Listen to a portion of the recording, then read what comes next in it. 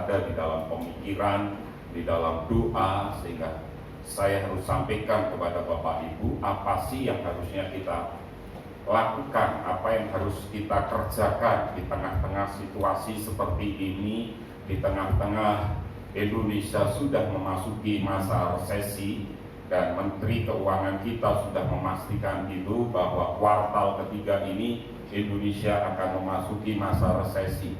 Tetapi bersama-sama kita melihat di dalam Kejadian pasal 47 ayat yang ke-6, satu hal yang sangat menarik Bapak Ibu. Kalau Bapak Ibu mulai pasal 45, itu ada banyak hal yang memang kita bisa belajar dari bangsa Israel.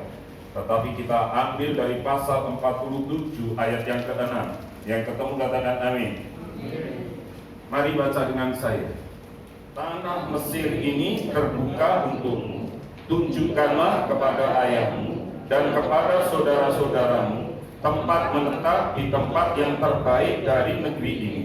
Biarlah mereka diam di tanah Goshen. Dan jika engkau tahu di antara mereka orang-orang yang tangkas, tempatkanlah mereka menjadi pengawas ternakku. Kalau kita melihat bangsa Israel sebelum mereka pindah ke tanah Goshen, sebelum mereka masuk di dalam Mesir, kita melihat Tuhan sudah kirim terlebih dahulu Yusuf. Pada saat Yusuf membuka dirinya kepada saudara-saudaranya, maka kita bisa melihat saudara-saudaranya takut. Tetapi justru Yusuf bilang nggak usah, ajak juga bapak kita ke sini, ajak juga ayah kita ke sini. Akhirnya Yusuf bicara kepada raja, kepada Fir'aun, dan Fir'aun mengizinkan. Pada saat mereka sudah sampai di Mesir, apa yang terjadi?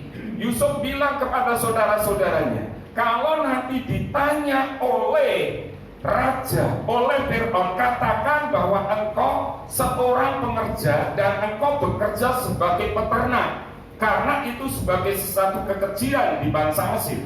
Terima kasih. Artinya kita bisa melihat Yusuf sudah mengerti, Yusuf sudah merancangkan, dan akhirnya saudaranya dan ayahnya datang. Di pasal 47 Yusuf menghadap raja. Yusuf ketemu dengan Fir'aun.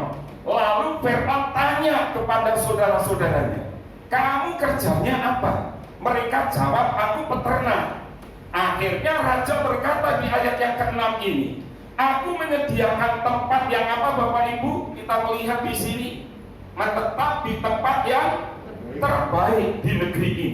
Kalau Anda perhatikan Bapak Ibu, ini Goshen, maka ini adalah Sungai Nil, di sini Laut Merah. Kita bisa melihat ini adalah delta dari Sungai Nil, ujung dari Sungai Nil. Tentunya kalau itu delta, daerah itu pasti apa? Makmur. Memang benar, Goshen ini daerah yang penuh dengan rumput yang hijau. Goshen ini dipenuhi dengan kemakmuran, dan itu disediakan oleh Tuhan kepada bangsa Israel. Dan Anda tahu, pada saat mereka pindah masuk ke Mesir, itu Mesir sudah dilanda kelaparan selama 2 tahun. Anda bisa bayangkan, pada saat mereka masuk, mereka sudah mengalami kelaparan selama 2 tahun. Tidak ada apa-apa. Tetapi justru di Goshen, di tengah kelaparan itu, bangsa ini dipelihara, bangsa ini disertai oleh Tuhan. Dan yang ajaib, di ayat-ayat selanjutnya nanti Anda bisa membaca, bangsa Mesir di tengah kelaparan itu, mereka sudah tidak bisa bercocok tanam karena daerah mereka mengalami kekeringan, tapi di Goshen dibedakan. Lalu bangsa Mesir, mereka sudah tidak bisa membeli gandum. Lalu mereka ketemu dengan Yusuf dan berkata, aku sudah tidak punya uang, aku hanya punya ternak, aku hanya punya rumah, aku hanya punya tanah, dan aku hanya punya. Akhirnya mereka menjual diri mereka menjadi budak. Anda bisa bayangkan, di tengah kelaparan itu, bangsa Mesir tidak pernah jadi budak. Bangsa Mesir, umat pilihan Allah yang ditaruh di Goshen, mereka tidak pernah mengalami kelaparan. Ada pemeliharaan, mereka dicukupkan oleh Allah, mereka dipelihara oleh Tuhan. Dan yang luar biasa, mereka tidak pernah menjual apapun, karena Tuhan yang menaruh mereka di situ. Kalau hari ini di tengah situasi seperti ini, kita ada di Goshen, kita menikmati Goshen. Orang lain boleh mengalami masalah, tapi Anda dan saya tidak akan pernah mengalami masalah, karena ada pimpinan, ada penyertaan Tuhan. Bapak Ibu, kita melihat satu hal. Kenapa mereka ditaruh di Goshen? Mereka dipisahkan. Kenapa? Karena bangsa Mesir tidak akan pernah bisa kumpul dengan bangsa Ibrani, bangsa Israel. Itu buat mereka haram, itu buat mereka najis, sehingga mereka dipisahkan. Bahkan waktu makan pun mereka dipisahkan. Jadi saya mau bilang, kalau hidupmu mau diberkati oleh Tuhan, langkah pertama, pisahkan hidupmu dari cara-cara dunia, dari cara-cara kita dunia. Maka kau akan lihat kasih penyertaan Tuhan menyertai engkau di dalam situasi seperti ini. Pisahkan ini. Dan pada waktu 10 tulah diberikan, Goshen tidak pernah kena tulah. 10 tulah itu boleh kena kepada bangsa Mesir, tapi tidak pernah kena selama mereka tinggal di Goshen. Artinya sakit, penyakit, pandemi apapun, kalau engkau tetap tinggal di dalam Goshen, engkau tidak akan pernah. Di sini dikatakan Keluaran 8 ayat 22 sampai 23. Tetapi pada hari itu aku akan mengecualikan tanah Goshen di mana umatku tinggal, sehingga di sana tidak ada terdapat pikat, supaya engkau mengetahui bahwa aku Tuhan ada di sini. Tidak pernah ada tulah, tidak pernah ada apapun penyakit sampah yang menyentuh mereka selama mereka tinggal di Goshen. Kenapa? Karena Goshen dikecualikan oleh Tuhan. Kalau hidupmu ada di dalam Goshen, engkau dikecualikan oleh Tuhan, engkau jadi orang yang luar biasa. Goshen itu artinya apa? Saya mau bilang, Goshen itu artinya mendekat dengan Allah, duduk di bawah hadirat Allah, atau sebuah hati yang melekat kepada Allah. Itu Goshen. Hari ini hatimu melekat kepada Allah. Di mana engkau duduk hari ini? Di mana engkau berada hari ini? Kita bisa melihat Goshen, Brahmin, artinya apa? Melekat dengan Tuhan, duduk di bawah kaki Tuhan. Bukankah yang hari-hari ini kita sering bilang, baca Mazmur 91. Mazmur 91 itu berbicara tentang perlindungan. Orang yang duduk berlindung di bawah kaki yang maha kuasa, itulah Goshen. Kalau hari ini engkau dipisahkan oleh Tuhan, dan hari ini engkau ada senantiasa dalam hadirat Tuhan, maka engkau bisa melihat kasih karunia Tuhan itu luar biasa dalam hidupmu dan hidup saya. Oleh karena itu kita belajar hari ini.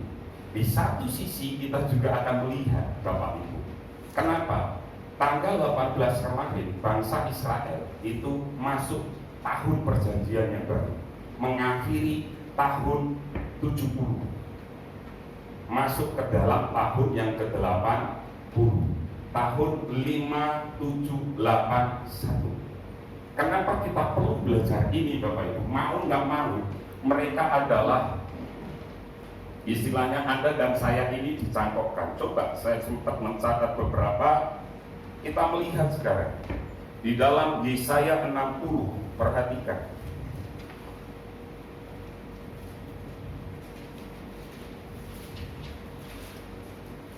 Yesaya 60, perhatikan ayat 21 dan ayat 22.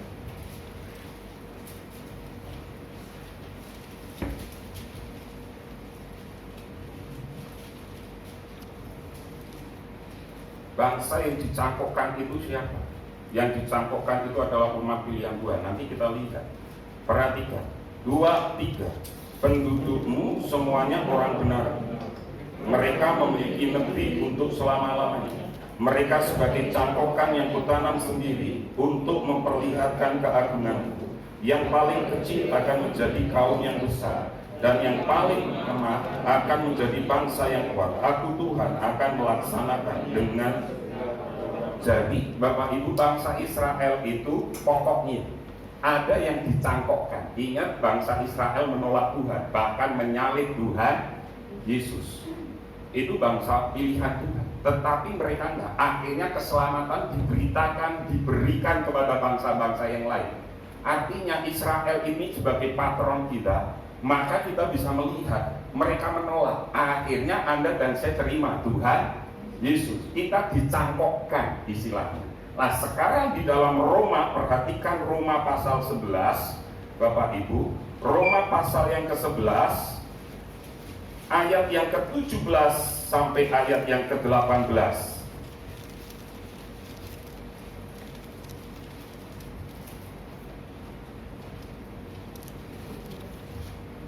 Sudah?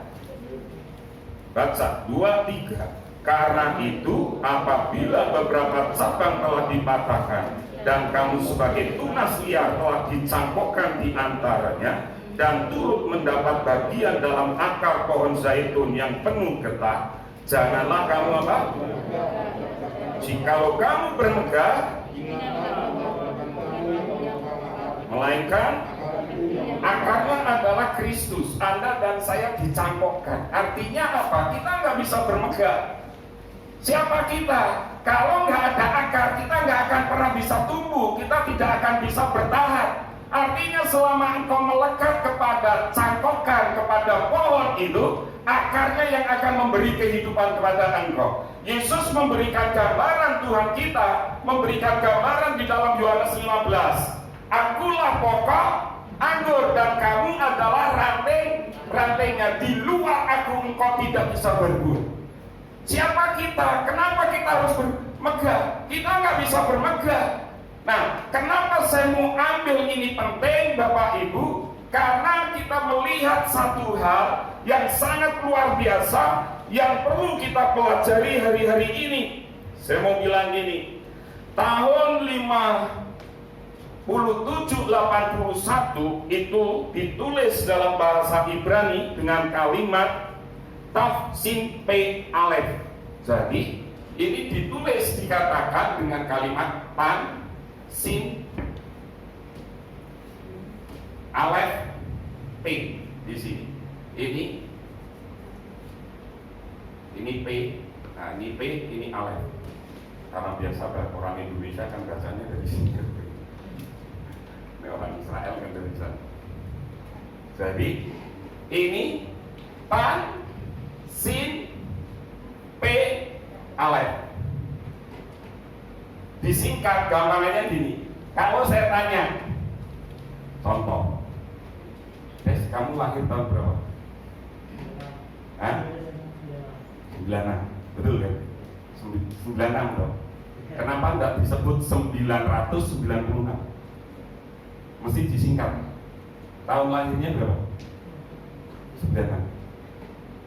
Julius? 98. Disingkat. Kenapa enggak disebut lengkap? Sama orang Israel.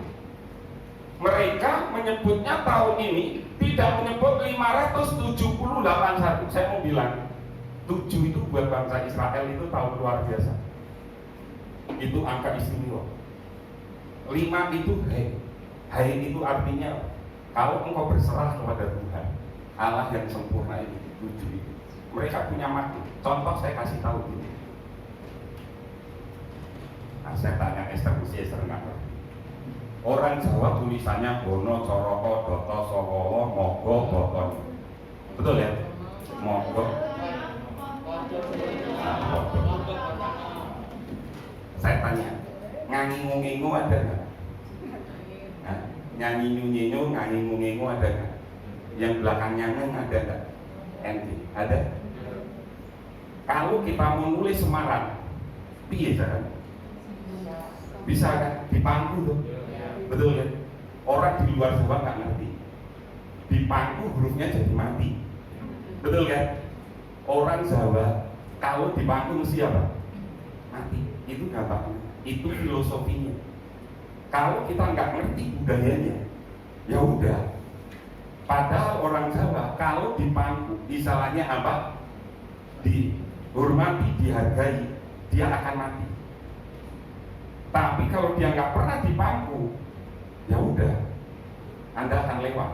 Itu budaya Jawa. Betul kan? Dari tulisan itu kita ngerti. Nah, Kamu bingung, tanya Gembala IN. Ya kan? Huruf Jawa itu seperti itu. Kita nulis Semarang nggak ada itu, NG nggak ada. Supaya bisa kalimat Semarang, maka kalimat yang terakhir harus siapa? Dipasang, disangkan, disilang. Kalau enggak, ya sudah. Itu gambarannya. Kalau kita bisa merendahkan diri, memberi kepada budaya Jawa, kita akan hidup. Kurang lebihnya seperti itu. Nah, di tradisi bangsa Yahudi sama. Mereka punya makna, mereka punya lambang. Ini gambar ini, saya lupa masukkan di satu slide. Ini Bapak Ibu, P ini, ya, P ini kalau nanti ditarik, itu nanti akan ada gambar yang hanya modelnya kayak C. Itu artinya bed, itu artinya rumah.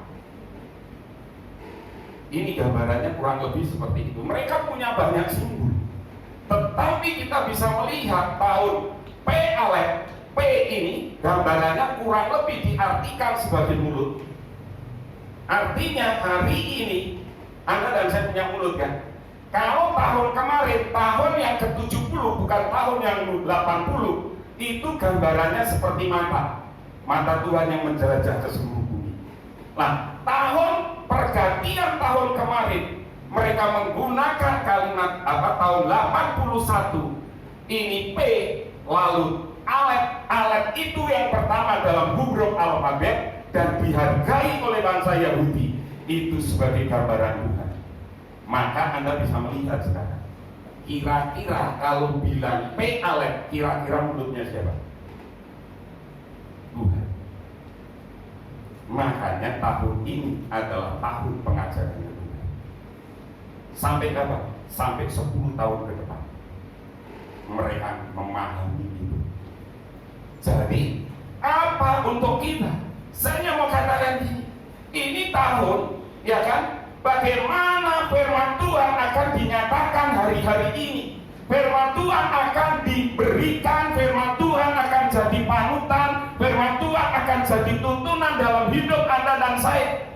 Kenapa saya mau sampaikan? Ingat, Goshen itu Tuhan yang milih, Tuhan yang menentukan. Kalau hidupmu mau menikmati Goshen, dengar baik-baik. Apakah ada firman Tuhan yang menjadi pimpinan dan tuntunan dalam hidupmu dan hidupku?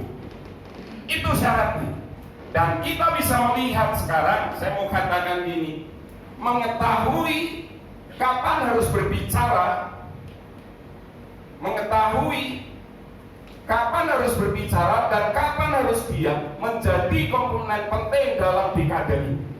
Ingat, artinya kapan kau berbicara, kapan kau berhenti, itu menjadi hal yang penting di tahun-tahun ini. Karena ini berkaitan dengan mulut kita. Dan mulut P Alef tadi, mulutnya Tuhan yang akan mengajar engkau dan saya.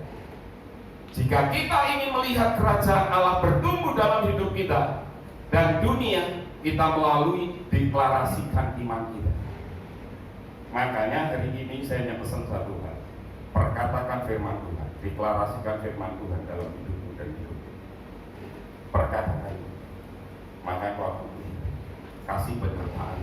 Ain mata ini yang tahun 70 memberikan wawasan, tapi P mulut yang mengekspresikan pemahaman, kebijaksanaan adalah kunci. Jadi Bapak Ibu, firman ini benar, Pak, nggak ada hubungannya dengan kita. Ingat, engkau dicangkokkan. Betul kan? Yang berhak sebetulnya bangsa siapa? Israel.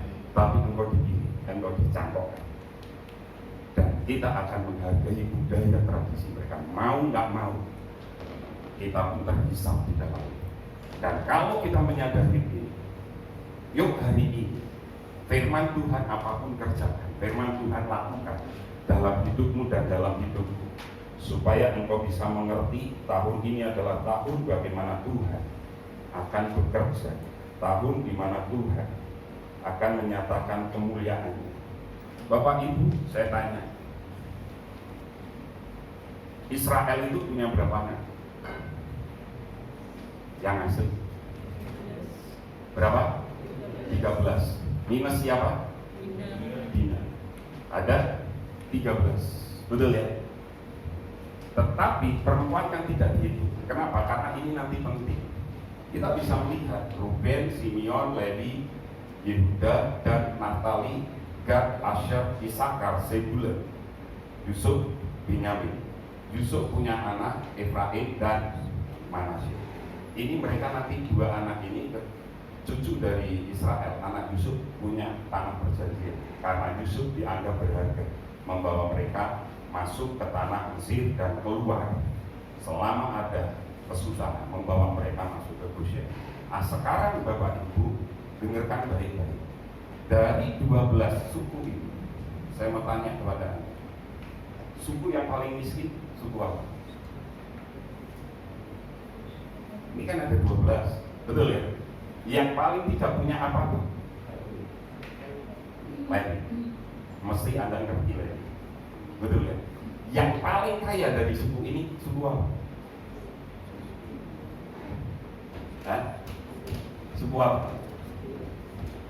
Saya ingat waktu Papa habis sakit beberapa waktu yang tahun lalu, kita kumpul, Roy, saya, adik saya, Roy, kakak saya, lalu ada Ellen, Rico nggak bisa. Kita ngomong-ngomong, saya ngomong gini, ini Papa Mama sudah sepuh, bagaimana dengan kehidupan sehari-hari Papa Mama? Saya ngomong gitu, bagaimana kalau tiap bulan kita iuran, nopang Mama Papa? Nah, Roy itu sampai hari ini ingat, Mas, wis sing nanggung wong papat, maksudnya iki sing nanggung Papa Mama, Mbak Rina, aku, Rico, Ellen, Mas Rudi tak usah. Mas Rudi itu Lewi, tugasnya siji, ndungake wong papat plus Mama Papa. Nanti nek Mas Rudi kurang apa-apa, kami yang tanggung.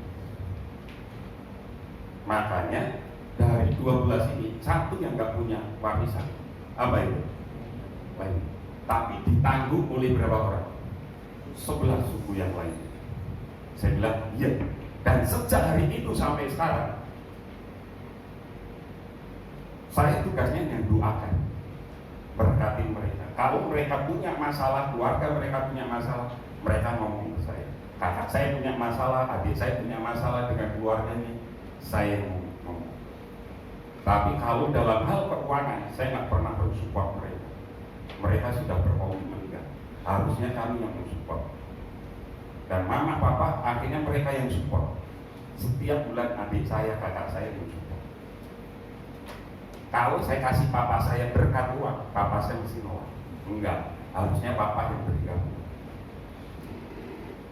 Dan di sini saya sekarang tanya, kan nggak punya apa-apa, suku apa tadi? Yang kaya dia. Yang bisa jawab nanti saya kasih stimul, betul? Tapi enakan Pak Rudi, susah saya. Ayo, yang paling kaya dari 12 suku,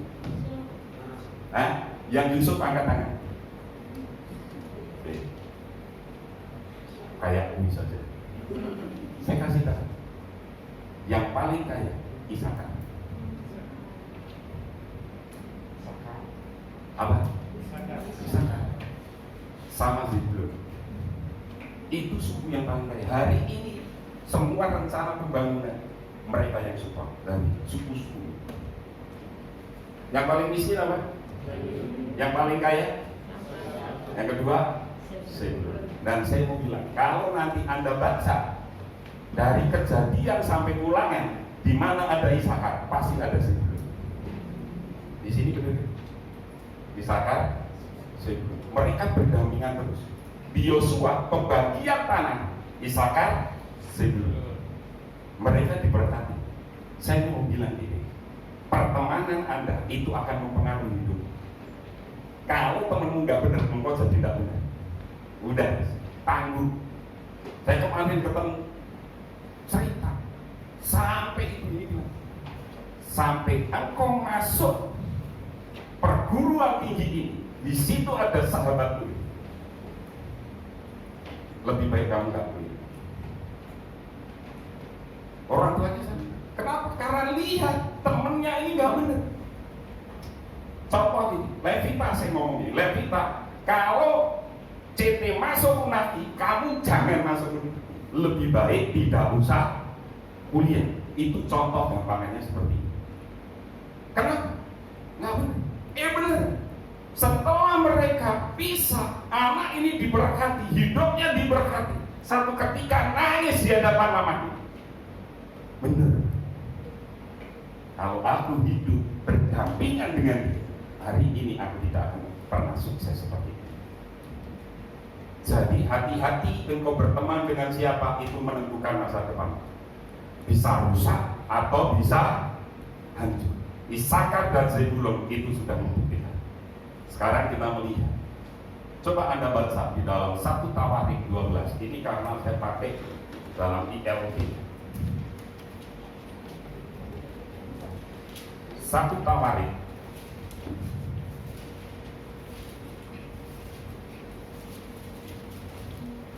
pasal yang ke-12.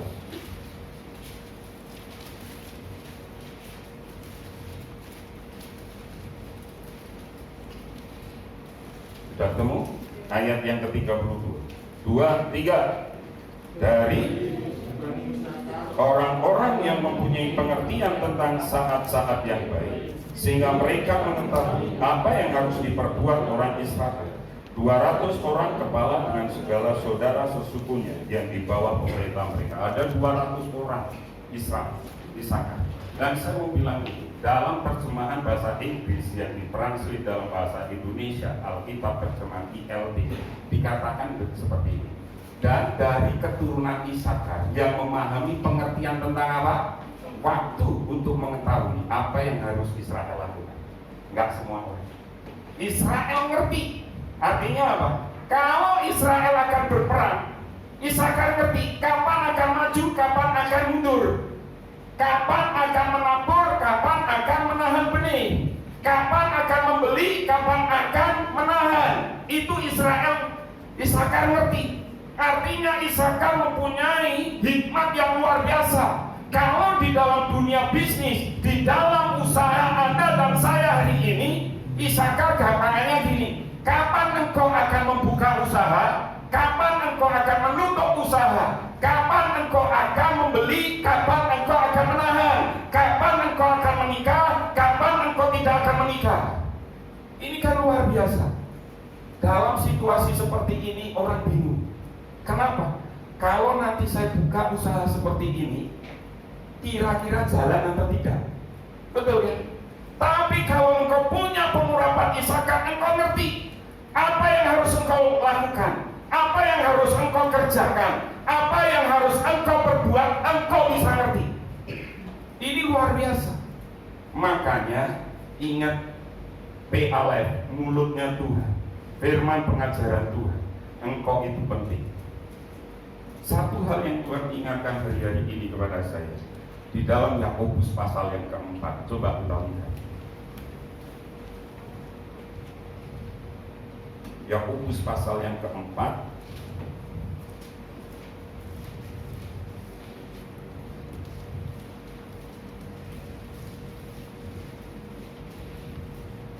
sudah ketemu? 13 sampai 15, baca dengan saya. 2, 3.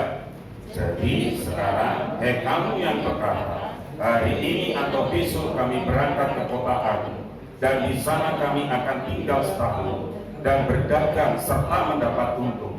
Sedang kamu tidak tahu apa yang sedang terjadi besok. Apakah arti hidupmu? Hidupmu itu sama seperti uap, sebentar saja kelihatan lalu lenyap. Sebenarnya kamu harus, jika Tuhan menghendakinya, kami akan hidup dan berbuat ini dan Isakar tahu. Aku mau usaha, pergi ke kota, mau berdagang, betul. Tapi kalau engkau Isakar, engkau akan bertanya, Tuhan mimpi tak engkau pergi berdagang, pergi ke sebuah kota, membuka usaha di kota ini?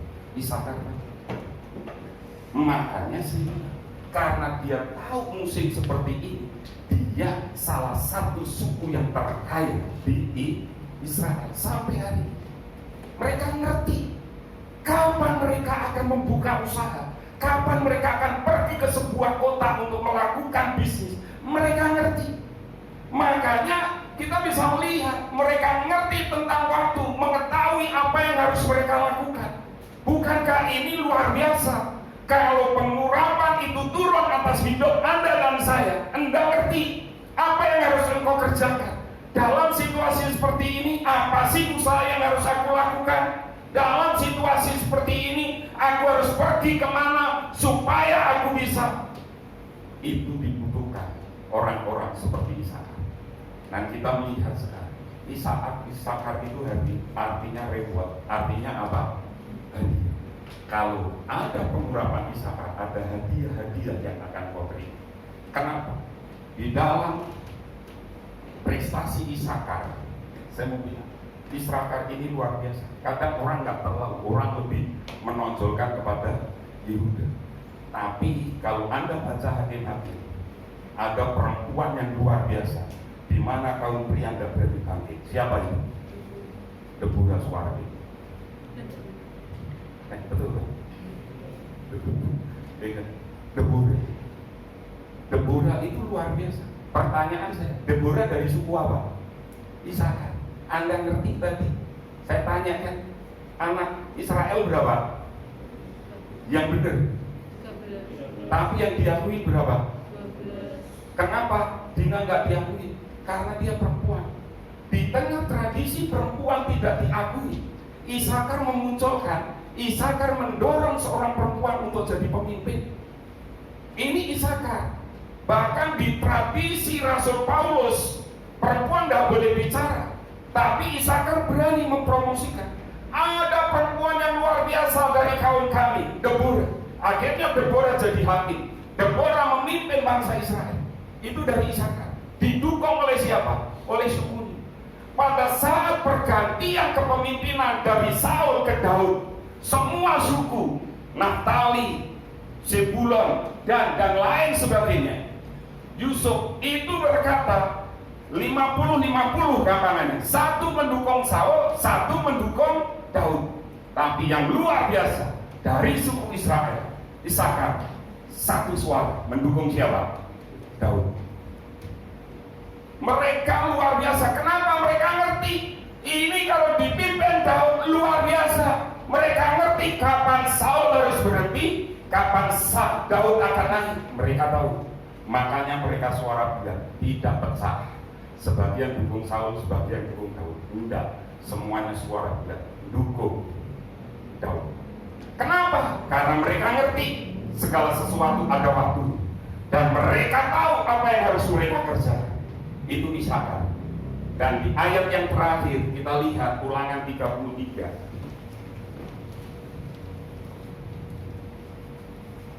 Buka Yosua satu lembar di depan itu sudah terus. Ulangan 33 ayat 18.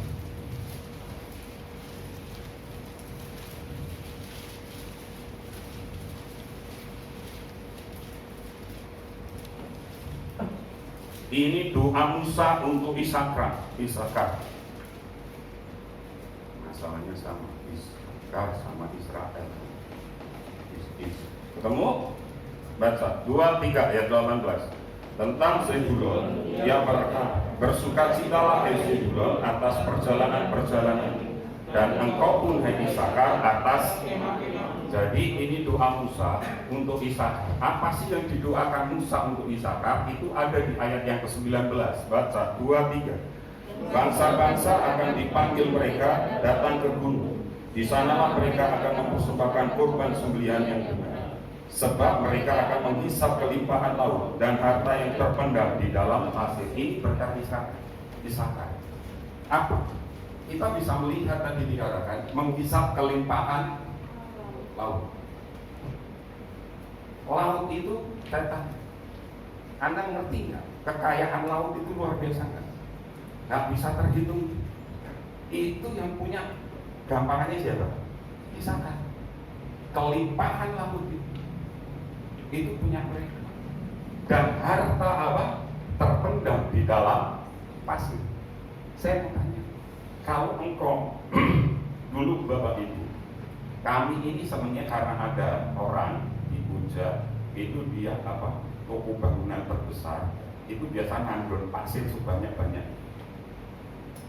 Kami kadang sering mainan, menyembunyikan sesuatu di dalam pasir, sembunyiin di situ. Besok waktu kita cari, etoknya di sini, ketemu nggak kira-kira? Nah ketemu, karena pasir itu bergerak kan? Dia nggak akan stabil, dia bergerak. Artinya apa? Kalau hidup kita seperti Ishakar, Tuhan itu bisa menyediakan berkat-berkat yang kadang nggak pernah kita pikirkan. Kadang kita berkata, berkatku dari pimpinan, berkatku dari perusahaan, berkatku di mana aku bekerja. Dengar baik-baik. Kalau engkau dapat pengurapan Ishakar, Tuhan menyediakan berkat yang tidak pernah terduga. Dari mana caranya apapun, pasti Tuhan akan berkati dengan caranya yang ajaib. Itu yang saya mau bilang. Harta yang terpendam di dalam pasir yang tidak bisa kita mengerti. Ini berkat Israel, ini hadiah, ini rewardnya untuk Ishakar. Ishakar itu dia menghisap kelimpahan laut. Harta yang ada di laut, kekayaan di laut, bahkan itu mencakup seluruh bangsa-bangsa. Dia bisa hisap. Dan dia punya berkat yang luar biasa. Harta yang terpendam, yang tidak pernah terpikirkan, yang tidak pernah dipikir, tidak pernah didengar, tidak pernah dilihat, yang timbul dalam hati, itu yang disediakan Tuhan. Ini berkat atas Ishakar. Pertanyaannya sekarang, kuncinya bagaimana supaya reward ini tadi kita punya? Kuncinya hanya ada dua. Satu, naik ke gunung. Bangsa itu Ishakar akan memanggil bangsa-bangsa untuk naik kemana? Ke gunung. Kalau Anda belajar Alkitab, gunung itu berbicara apa? Di gunung Tuhan disediakan. Waktu engkau naik ke gunung, ini berbicara tentang keintiman dengan Tuhan. Ingat, ada dua hal yang dicintai dan disukai, dihormati oleh Tuhan. Apa? Misbah. Ini berbicara misbah dulu. Bagaimana misbahmu hari ini? Bagaimana hidupmu hari ini? Apa yang kau kerjakan? Apa yang kau lakukan? Sudah belum? Kalau misbahmu benar, hidupmu benar, maka hadiah ini yang Tuhan sediakan. Ada yang tidak terpikirkan Tuhan berikan dalam hidupmu dan hidupmu. Itu yang Tuhan berikan.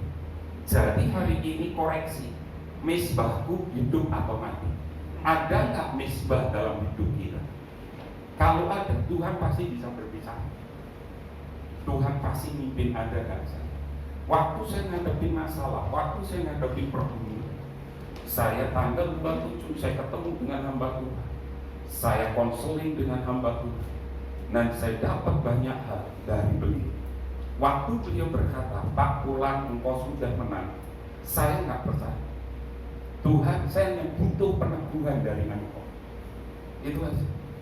Dan waktu saya mimpin perjamuan di bulan ini, pagi dan sore ayat saya sama. Sekarang tegaklah kepala. Tuhan menegakkan kepala saya. Saya hanya berkata terima kasih, karena Tuhan senantiasa meneguhkan. Perkataan Tuhan itu luar biasa. Tapi saya lagi tanya lagi, Tuhan benar nggak engkau sudah membela aku? Dan benar, waktu saya mimpin perjamuan kepada jemaat yang nggak pernah datang, saya pimpin ayatnya di Roma. Kalau Tuhan di pihak kita, siapa lawan kita? Kalau saya ini bilang terima kasih. Sekarang waktunya saya berdiam diri. Ya. Dan untungnya sepatu saya tidak ada haknya. Kalau punya hak, saya bisa ngomong. Sepatu saya ada haknya enggak? Enggak ada. Punyanya Guru Biati. Guru Biati sadarnya ada haknya. Punya hak. Saya enggak punya hak. Saya punya hak kan? Nah, saya berdiri. Ya udah, saya serahkan semuanya. Itu dari firman Tuhan yang berbicara. Hari ini saya menikmati. Makanya hati-hati. Kenapa? Di sini kita bangun keintimanmu dengan Tuhan. Tuhan berbicara dengan cara-caranya yang ajaib. Yang kedua, mempersembahkan persembahan yang benar. Persembahkanlah tubuhmu sebagai apa? Persembahan yang kudus dan yang benar. Tak terbayang